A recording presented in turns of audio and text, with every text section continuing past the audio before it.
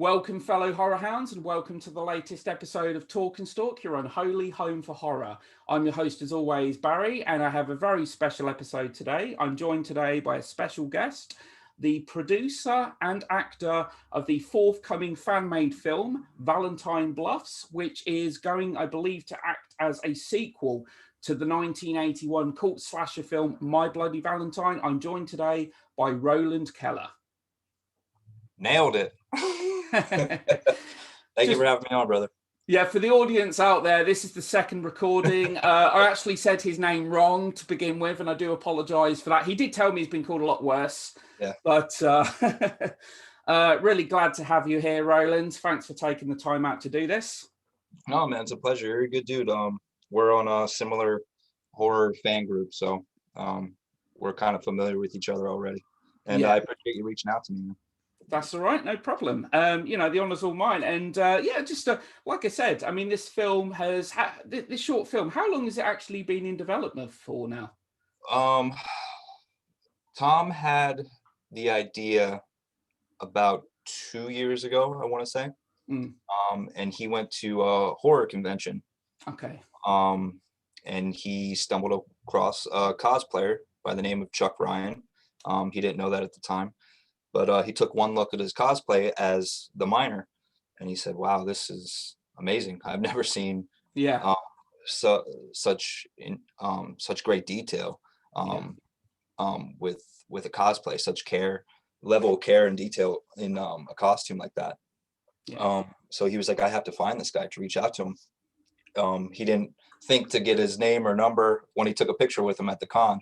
Yeah. So he ended up having to tap a few of his friends on the convention circuit, and found out his name was Chuck Ryan. He reached out to him, and he said, "Hey man, I have an idea for a sequel to My Bloody Valentine, and I love your cosplay. I just wanted to know if you'd be interested in something like that." And Chuck was like, "Yeah, send me the script." And at that time, Tom didn't have a script, actually. So in 2 weeks, he wrote a script and sent it out to Chuck. And Chuck got back to him almost immediately, and it was like, "I'm in." He says he played it cool. Tom was like, "Oh, that guy's he's not interested." He didn't sound like he was interested at all. Yeah. But Chuck was like, "I was just playing it cool." But that's how that happened. And I came on about 6 months after Chuck was attached to it, to help out Tom with the behind the scenes stuff. Yeah. And we've been doing it for the better part of a year since then, just the pre-production and getting everything in order. We were undecided about doing the Indiegogo route, but with this level and this scale of a film that we want to make, that to make the script that Tom wrote and to do it justice, to do it well, we need a little bit more money than what we normally do, because we usually fund all of our own films, as most independent filmmakers do. But we just need a little bit more extra help on this one, just to do it justice. And I've probably said to you before, as soon as payday comes along, because I really want to see this project happen. I'm really looking forward to this. And it's funny you mentioned, because you said about the miner outfit. I've been to quite a few conventions, and I've never seen anyone dress up as Harry Warden or Axel. It's you see plenty of Jason Voorhees. You obviously see plenty of Michael Myers, but I'd love to see. And I saw the images. I've actually recently looked at the images that you've got for this film, and loving the look of it. Appreciate it. Yeah, it's crazy to me, right? Because it's such an iconic look. Like that costume is just amazing. It's breathtaking. It's kind of cool, but kind of creepy at the same time. It's kind of like, I did a podcast on the 81 original film recently, and just, it kind of puts a dark spin on, just kind of, I'd say kind of an ordinary kind of profession. So what lured you? Because I know, obviously, talking to you in that, you're a big fan of the original 81 film. So obviously with this film, I mean, obviously, I'm assuming you're all fans of the original film, and it's quite surprising, isn't it, that we haven't had a sequel to My Bloody Valentine before? Because, if there's any slasher film from that golden period, My Bloody Valentine is one that was kind of almost screaming out for one. Yeah. Well, it is a perfect film in my opinion, Mm. on its own, but it did leave it kind of open-ended for future stories Yeah. within that universe. And George Mahalka, the director of the original film, he actually has a sequel plan. He's been trying to get it made for over 30 years, and he didn't even tell anybody about that up until recently. They just did a 40th anniversary. This year was the 40th anniversary of My Bloody Valentine, where the cast got together and some of the crew, and George announced for the first time, he even said it on air, that, you know, he's never talked about it before, that he actually does have a sequel written. Mm. And he's just been battling, trying to get that made, but for whatever reason, he gets stopped at every turn. But when we learned of that, we were like, oh wow, that can go either one of two ways. Either this is going to be trouble for us because he's trying to get his film made, and maybe we won't be able to do ours, Yeah. or it could spark some interest again into the franchise of My Bloody Valentine.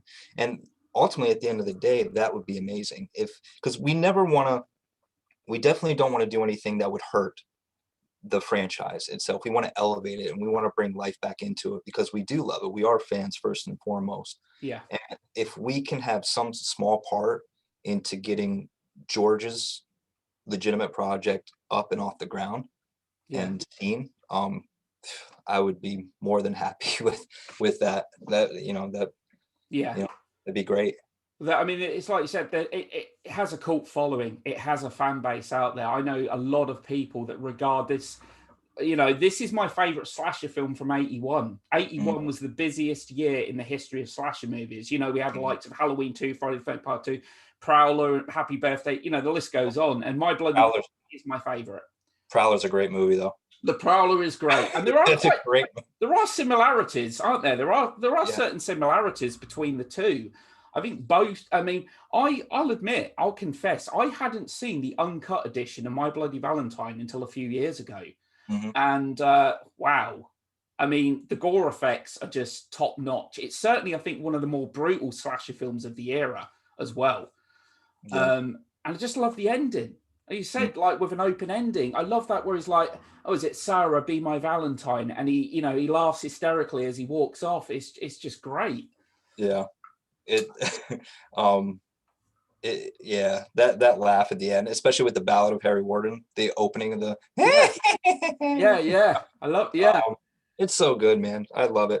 It's got the right amount of cheese, but also like it's grounded as well, which is rare, especially for 80s slasher films. It's hard to keep it grounded, but they did a really good job at placing you in this world with these people. Yeah. And they feel like they're your friends. They feel like you're gonna go to the bar and have a Moosehead beer with them. You know, you're gonna go to the Valentine's Day dance, and there's a level of authenticity to it, isn't there? There's no one in this film that's unlikable. Everyone in this film is fully believable, and what I do like about the film, what makes it stand out from so many other slasher films, is there's that kind of love triangle thing between Axel and TJ, and I actually like it. I like that it gives that sense of realism to it.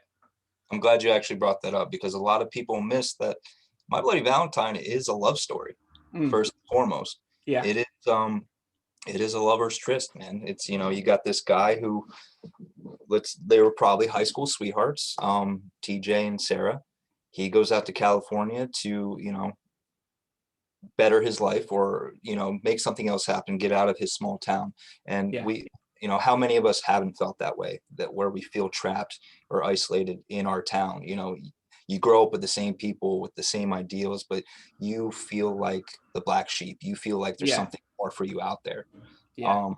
And I relate to that character 100%. I was one of the first people in my graduating class to ever leave my hometown. My family's was born and raised in my hometown, and they've never left. So when I moved to New York, or was traveling the country and ended up in California, a lot of people from my school, they would reach out to me like, "Wow, that's so amazing, you got out." But it seems so small in retrospect now, because a lot more people are traveling now with the internet and getting out there and moving away. And but I definitely relate to that character of TJ, and I think a lot of people do well, resonates with people. Yeah. And so when he comes back and his sweetheart is with another man, and not only another man, but his best friend, Yeah. Yeah. you know, it creates some drama there. It's beautiful. I love it. Yeah, and I feel kind of sorry for you know, it's like no one's a bad guy there. It's like Axel. I kind of feel sorry for him because he's now with her, but it's whole. You know, I mean, I don't know. 20 years ago, it would have made a great Jerry Springer episode, maybe. Hmm. Yeah, But that's a good sign of storytelling too, is when you feel bad for um, the antagonist. You know, yeah, in the story, you know, Axel is the bad guy, really. yeah, Spoiler alert for anybody who hasn't seen the original. But when you find out his backstory, why he does what he does, and also like um, the things that get him there to trigger him to do that stuff again. I think the opening scene is pretty good at doing that. I think it's very subtle, but you know, in the beginning when he's down in the mine with the girl, and yeah, he you know, everything seems all kosher at first, but when he sees that heart, he yeah, starts shaking, and that, to me, that's a sign of like, oh, that triggered him yeah, yeah, back to his childhood and what he saw, and that kind of starts the events. That's what I took away from it. yeah, Anyway, how do you yeah. feel about that? Yes, I agree. Very symbolic. Mm. Yeah, certainly kind of the trigger point. And there's actually a scene. My favorite death in the movie is the character I love. There's another character I love. You know the old guy. I forgot his name. He's at the Happy, bar. He warns them not to have the happy, dance. right? The Yeah, bartender. yeah. I Oh, he's love great. his Piss death. on Harry Warden, will they? Yeah, you're a fool. And He's he so and good. obviously, oh man, that death where it goes through the throat and out the eye socket. Wow. I And it's such mean, a shame that most people haven't seen, unless you've seen the director's cut, the additional scenes that were cut out. That's such a great practical effect, and yeah. so well done. It's, do you know? People, Well, sorry, no, I was going to say, do you know another little touch that I love? hmm, And I just thought of it. It's where the hearts have been turned upside down. absolutely, I yeah, love that. yeah. It's just a subtle little kind of nuance, but I really like that little touch. That's one of my favorite parts. Like, me as a cinephile and a filmmaker, that's the kind of stuff that I love. Mm, I love just picking out those certain little MacGuffins in films that yeah, the casual moviegoer won't necessarily pick up on.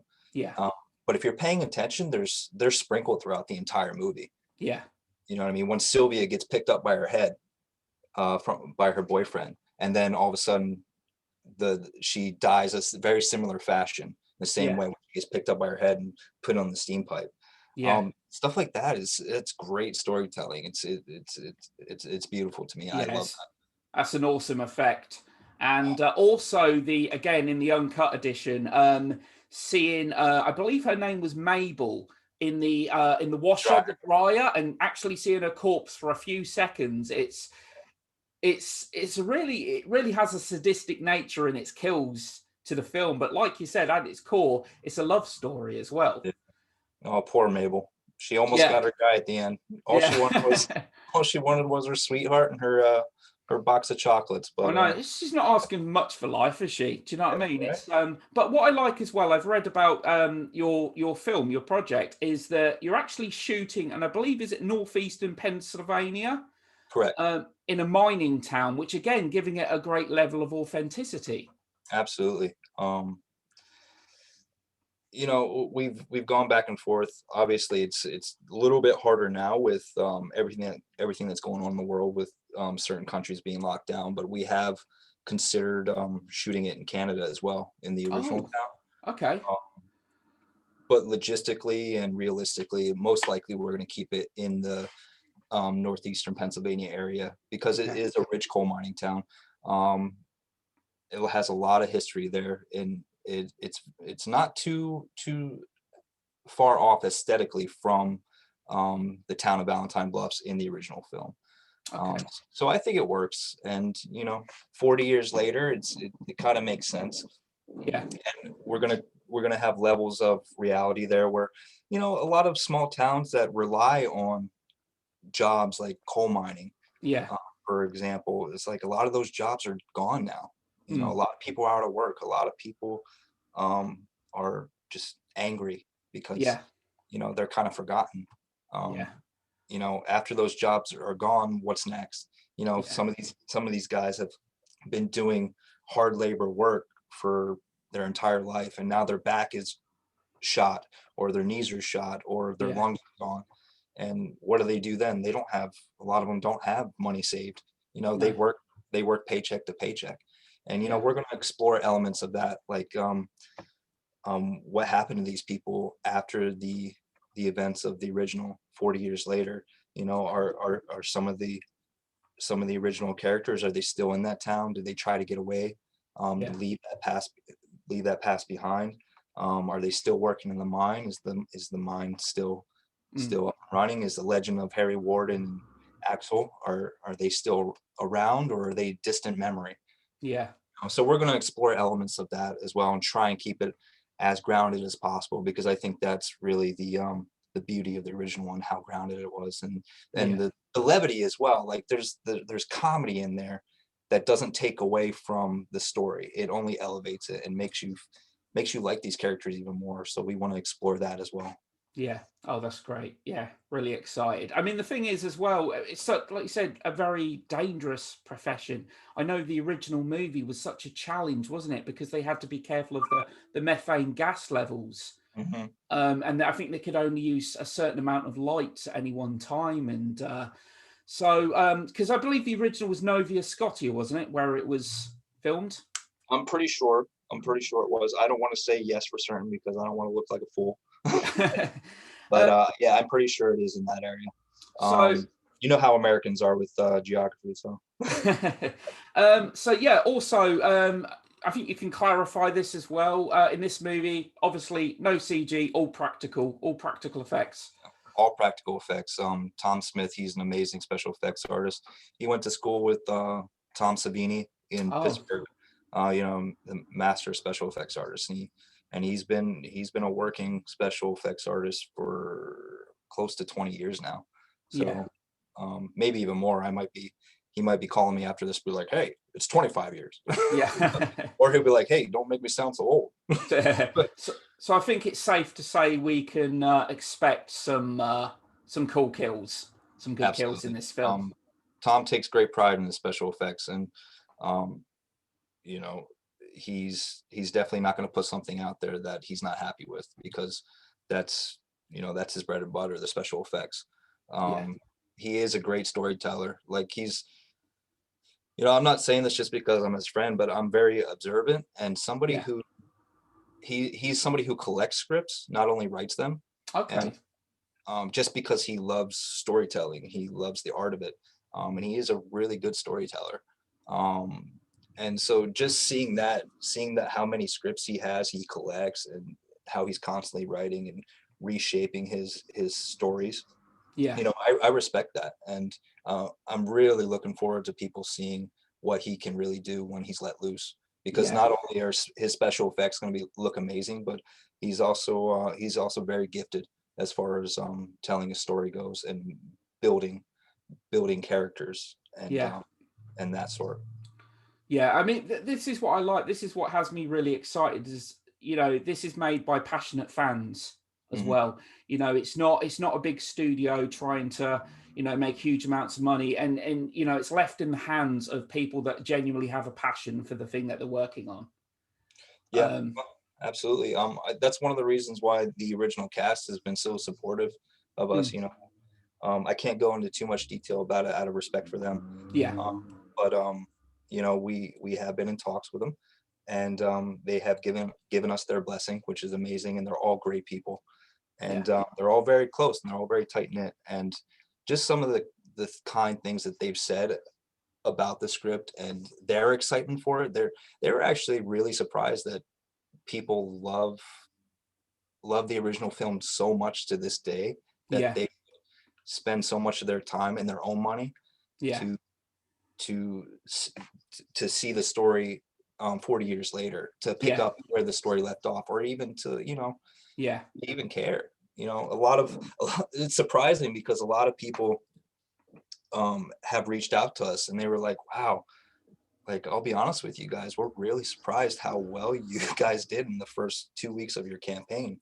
Because, not for nothing, like we were saying, that My Bloody Valentine is one of the more underrated films. Yeah. If we were doing a Friday the 13th, it'd be a little easier. If we were doing a Halloween, it'd be a little easier, because that's in the consciousness of your casual horror Yeah. fan. If it's not the big three, it's like you kind of have to go into that subculture of horror fans, those diehards.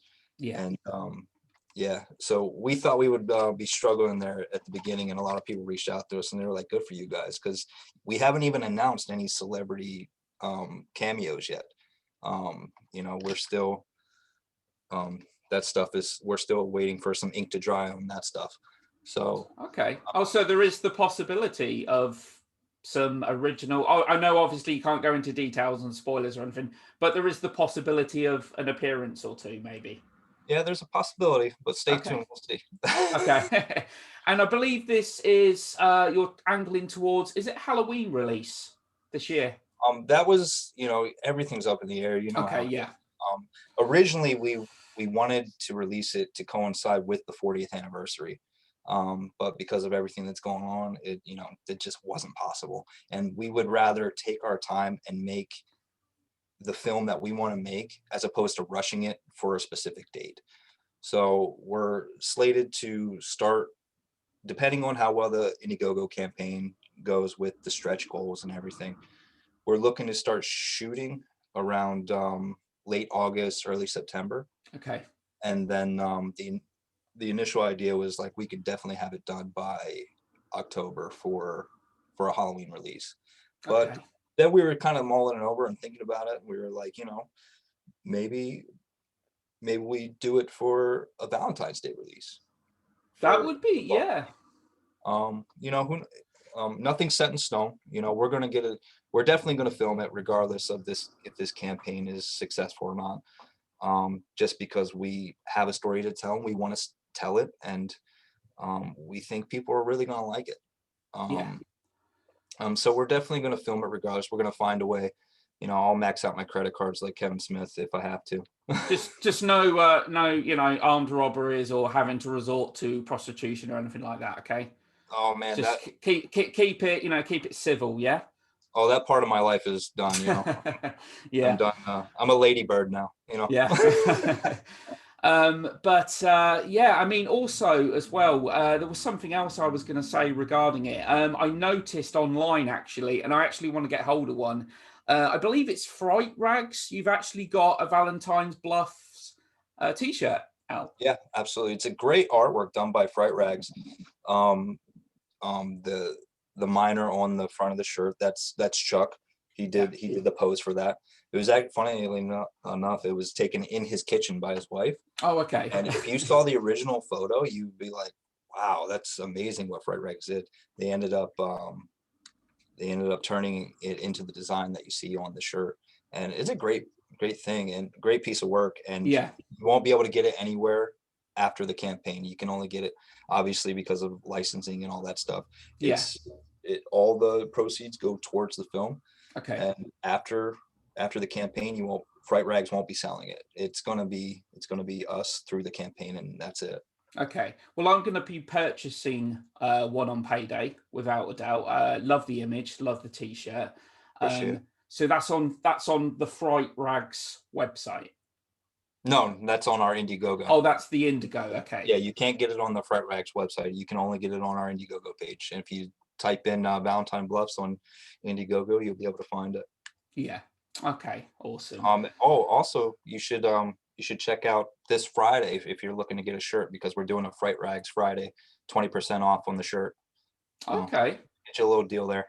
Okay. Well, I don't get paid. It's an agonizing wait. I don't get paid for another 2 weeks, but I'm sure I could probably persuade my missus to treat me. So she can prove how much she loves me and all that, I suppose. Oh man, you don't want to pull the how much she loved me card. You'll be on the doghouse for sure. Yeah. Yeah, like I said, I mean, really. Now, I wanted to ask your thoughts because getting back to My Bloody Valentine was one of the non-franchised slasher movies and that, there were quite a few actually released, around the same time period. But we did have a remake, didn't we, in 2009? What was your kind of overall thoughts on that movie? The remake? Yeah. Yeah, I enjoyed it, man. And it's not me just trying to be nice. I actually did enjoy it. It was one of the better remakes that came out, especially around that time. Yeah. 3D, I'm normally not a fan of. Yeah. It gives me a headache. But that one, I remember seeing it in theaters and watching it in 3D and not minding it. And they had a hard task on their hands, to remake something that is first and foremost already a masterpiece, in my opinion. Mm.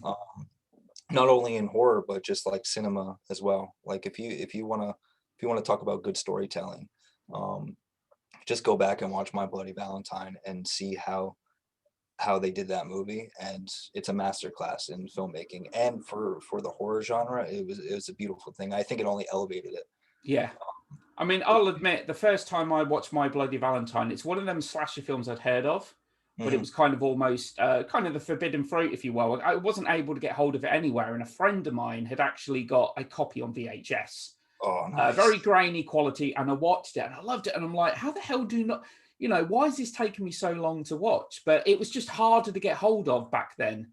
Yeah. But obviously being uncut on Blu-ray and that now as well, and I think it's finding a new audience. Absolutely. And the days of the tape traders, I feel like are slowly starting to come back.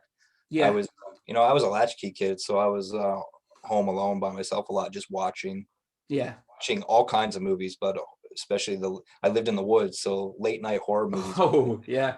Being a little kid at home by himself while his mom's working, I would just scare myself to death and run up to my room and be like, ah! I even had my own monster squad when I was a kid.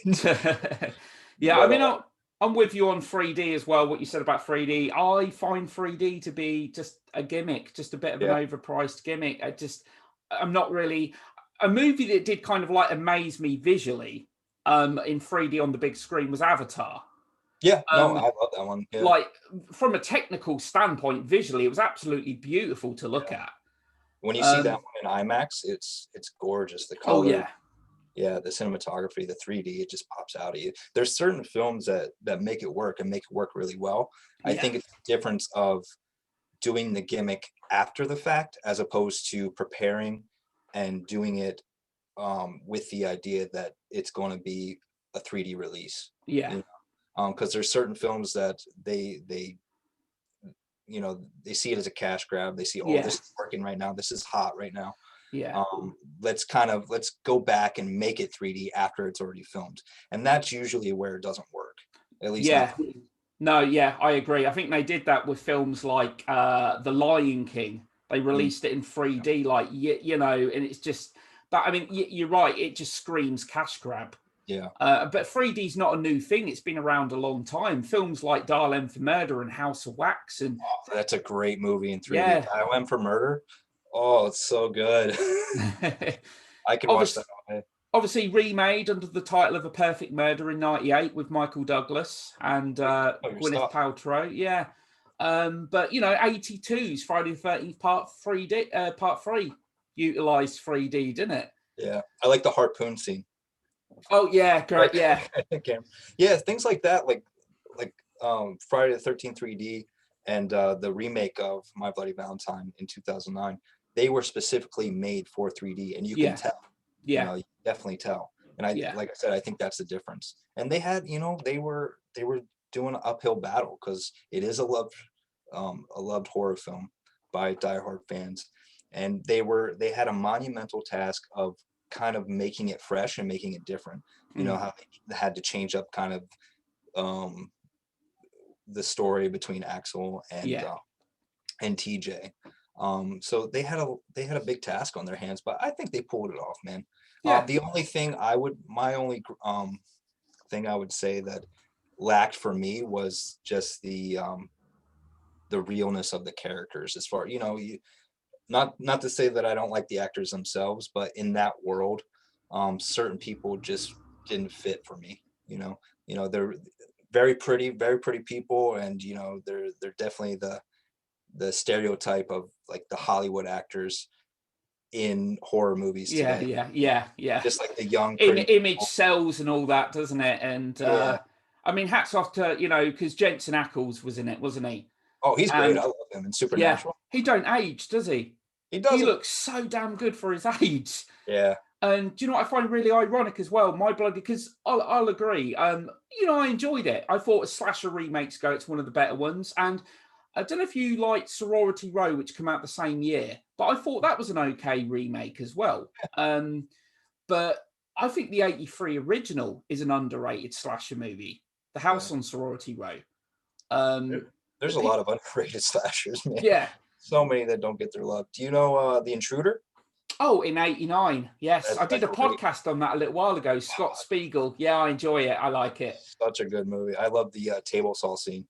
Oh, yeah. No, I'm annoyed actually because I watched it online on Amazon streaming service, okay? And it cut away. And I'm like, hang on a sec. I've seen that death before. It was cut. The whole murder was cut. Yeah, man, they'll get you every time. I'm like, seriously. I mean, how can they show something like Saw or something like that on there, but they have to cut that scene out? Yeah, I think that's that just goes to show you how realistic the practical effects were. You know, because a lot of the times with CGI kills in movies, they have no problem showing it because there's a certain level of hyper realism there where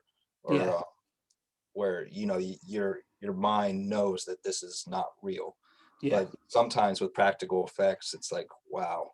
It's you know, it can be a little disturbing, and so I think the censors, they kind of take that into consideration. Yeah, I think Danny Hicks, I think he knocks it out of the park in that final act. What is it again? Can't you just see I'm crazy about this store? A spoiler alert, and this is a common trend I've noticed as well. On the cover to Intruder, if you buy it on Blu-ray, it shows you the killer. It shows you it's Danny Hicks, which is, I don't know why they do that, and it says, what is it? He's crazy for this store or something like that, like the tagline. But yeah, it's a great slasher film. And do you know what? After watching it, it made me wonder, why don't we get more horror films or slasher films in a grocery store, in a supermarket or something? Right. Yeah, Right. it's a good setting. Perfect. Or like a food court or something. Yeah, it's a really good setting. Or a video store. Yeah, I think on our horror group, Hack and Slash, they were talking. Was it Hack and Slash or Time for a Coffin Break? They were talking about what would be your favorite setting for a slasher? Yeah, Time for a Coffin Break. I think that was. Yeah. I thought that was a great question. Yeah. Initially, I go to the video store just because I'm a nostalgia whore. I miss the days of the tactile, just being able to touch a video on a shelf and being like, wow, I want to watch this, not knowing anything about it, just from the cover art, you know? Yeah. I always thought that would make a good setting for a slasher. And somebody said a food court, which I was like, oh, the lighting in a food court would be. Sorry, what's a food court? Because that term isn't in the UK. I wasn't sure what that was. So it's like, you guys have malls, of course, right? Yeah. Okay, so like the food court is basically like the area in the center of a mall where people go to after a hard day of shopping. They just relax and just eat, sit back and sip a cup of coffee. Oh, okay. And get themselves a Danish. So you learn something new every day. See, I saw that term as like, am I being stupid here? I don't know what a food court is. No. But yeah, and that's what I love about My Bloody Valentine. And I talked about it on the podcast, actually. I love the setting, just the setting for the film as well. The mine, just really kind of adds that sense of atmosphere and claustrophobia. Yeah. It was funny, going back to what you said about the original town.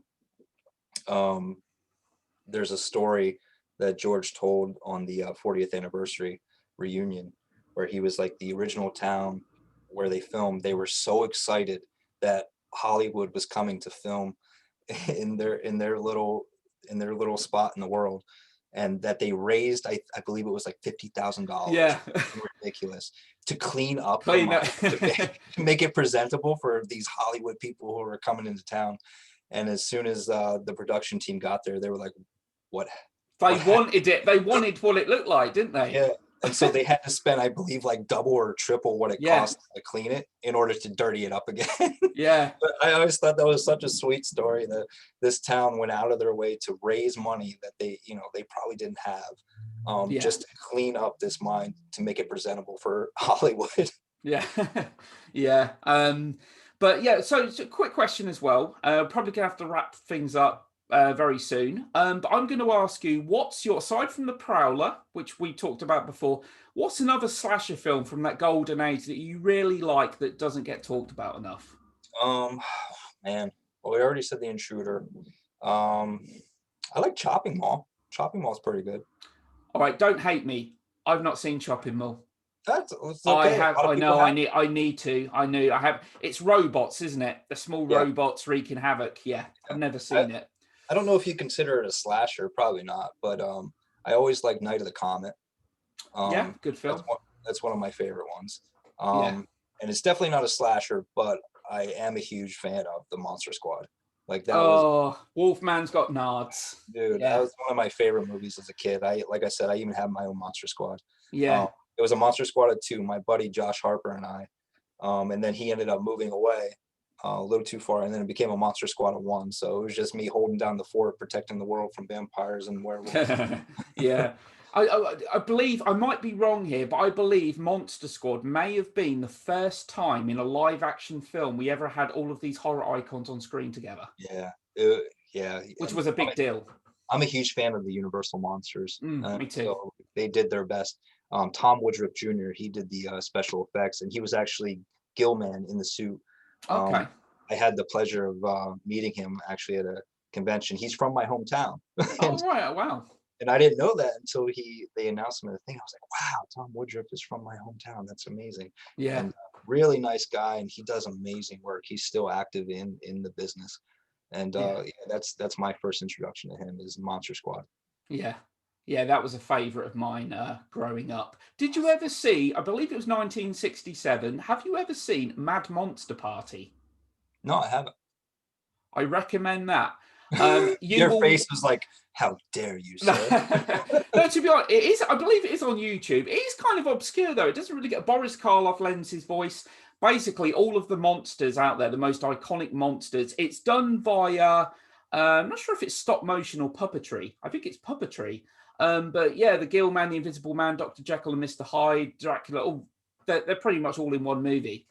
It's a good film. I used to watch that a lot as a kid. But yeah, one of my favorite golden age slashes is Terror Train. Oh, that's so good. Oh, yeah. Why didn't I say that? No, Terror Train is amazing. I love the setting, the claustrophobic aspect on the train, which again, like My Bloody Valentine, proved to be quite a challenging shoot because actually on an actual train and very confined, and love that film. Yeah. And of course, things like Happy Birthday to Me, and I would say Curtains is a really underrated one. Curtains, I haven't seen Curtains. Oh, I recommend that. That's on YouTube actually, in Blu-ray quality as well. Nice. That's the thing with movies, like especially nowadays, like things just get lost in the shuffle of things. There's so many of them. But I find myself, even if I've seen it as a kid, I'll revisit things and I'll be like, wow, I completely forgot about this. Let me rewatch it. There's just so much out there. It's hard for your brain to keep it all in there. You're right. I've realized that over the last few months, YouTube is the home. It's become like almost my best friend. There's so many kind of obscure films out there, and I would recommend Curtains. Curtains has what I deem to be probably the creepiest mask in a slasher movie. Yeah. It's a creepy mask, and it's like you said, to use that term you use, it got lost in the shuffle. Yeah. It just got kind of like overshadowed by so many other slasher films at the time. Have you ever seen Dark Knight of the Scarecrow? It was a TV movie. Very good. Yeah. It was actually really good for a TV movie, but I love speaking of costume, I love the Dark Knight of the Scarecrow, that look, Oh yeah. There's always something about like a burlap sack that always kind of like freaked me out. But this one was slightly different, and I thought it was great. Yeah. Yeah, I agree. I like the burlap sack of Jason actually as well. Friday the 13th Part 2. Yeah, I love the look of him in that. And The Town That Dreaded Sundown. Yes. It's such a great look. Based on a real killer as well, isn't it, in Texarkana? Yeah, Yeah. to this day, still unidentified. So can I just ask then, with the project, with Valentine Bluffs, do you know roughly how much you kind of need still to raise for this? The last I looked, I believe we were at 14. Um, let me see.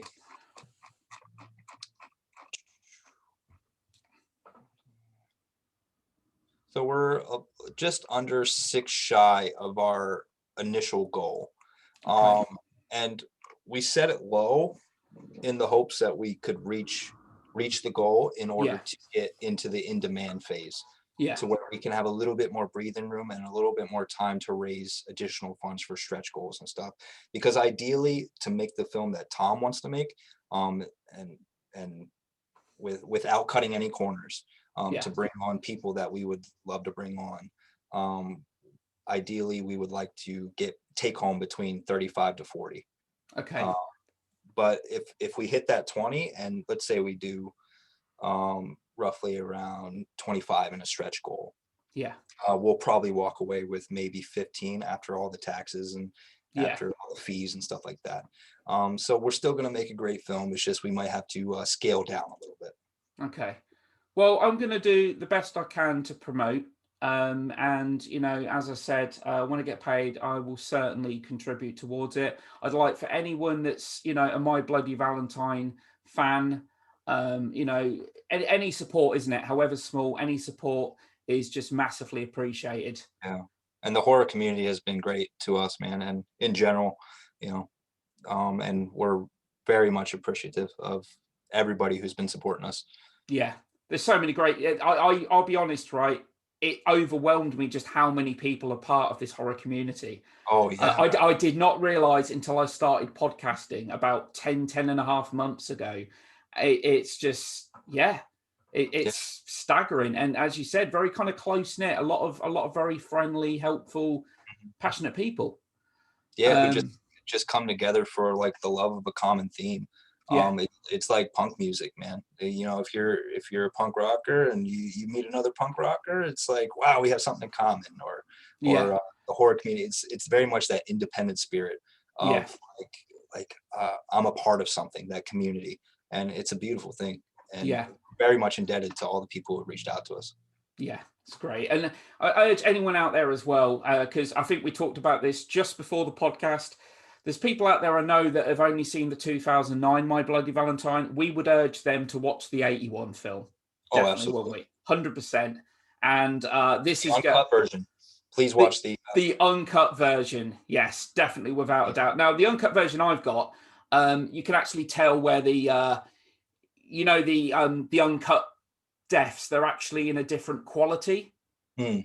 But to me doesn't detract me from the film whatsoever. But I know there's a better version out there on Blu-ray. I can't remember who actually put it out, but I believe was it Scream Factory or yes, it could be actually. It I could believe possibly, so. yeah, it could be.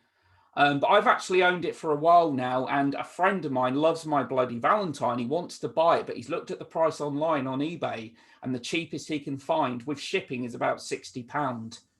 So probably about $90. What? Yeah, it's skyrocketed in price. The version that I've got has really gone up in price. It's quite hard to get hold of now. That's crazy. Even Yeah. you guys don't have those what are those called? Those, not secondhand stores, but just like we have like an FYE over here, and like certain stores where you can get the physical copies of stuff that I believe I got my last copy of the unrated version. It was like $30. That's Okay. because it just had the special casing with it. Yeah. Yeah. Wow, $90. Yeah. I'm just glad. I don't mean to rub salt in his wounds or anything like that. I'm just glad I got it when I got it. I bought it at a time. I think it just come out. Like I bought it a few weeks later. So I got kind of lucky there. But so yeah, absolutely so looking forward to this project. Can't wait to see it. And obviously no official release date as of yet, but we'll certainly be keeping an eye out, and I'll do my very best to promote it and put it out there, and Because obviously, as you said, there's a big community out there that are doing a lot to help, aren't there? Yeah, absolutely. We appreciate it, man, and we're gonna do the same for you as well. Like anybody who reaches out to us and is just genuinely a good person, we're gonna do the best we can to help you out as well and get your channel out there. Because Yeah. I really enjoy your show, man. I've been listening to it ever since you reached out to me at first, and I think it's really cool what you're doing. I think you have something special, and I hope you keep up with it. Thanks a lot, man. I'm not the most confident of people. I will admit. I probably sound more confident than what I am. I've always been scared that I do this and not find any audience and fail. And the most important thing is I really enjoy doing it. I have Yeah, a passion for films and I just love doing it. that's all that matters at the end of the day. You just gotta jump head first in, and your audience will come. You just keep doing what you're doing. Stay who you are. Keep your head on your shoulders, man. And the audience will come. The subscribers will come in Yeah. time. Yeah. But if you're doing it for the right reasons, I have no doubt in my mind that you're going to be very successful at what you do because you're very good at it. Oh, thanks a lot. Thanks a lot, mate. I'm not going to get an ego, don't worry. But yeah, thanks a lot. It really does mean a lot. So yeah, I think that's pretty much kind of wraps up today's episode. So yeah, just any support for this fan film. We're all My Bloody Valentine fans are looking forward to it. I think just maybe slasher fans in general, as well. And My Bloody Valentine, I mean, I don't know, you could probably line up 10 slasher movie fans in that, and I think most people would probably put that in their top 5 of all time, if I'm honest. I would hope so anyway, because it definitely deserves it. Yeah, without a doubt. And it's just good to know that it does have a cult following. It does have a big fan base out there. So, yeah, the best of luck to the project. Obviously, we'll keep in touch and everything. And yeah, so I think that concludes today's episode. Thanks a lot, Roland, for being here. Appreciate it, Barry. Thank you, brother. No problem, man. And I'll be back again soon to haunt you and torment you. Take care.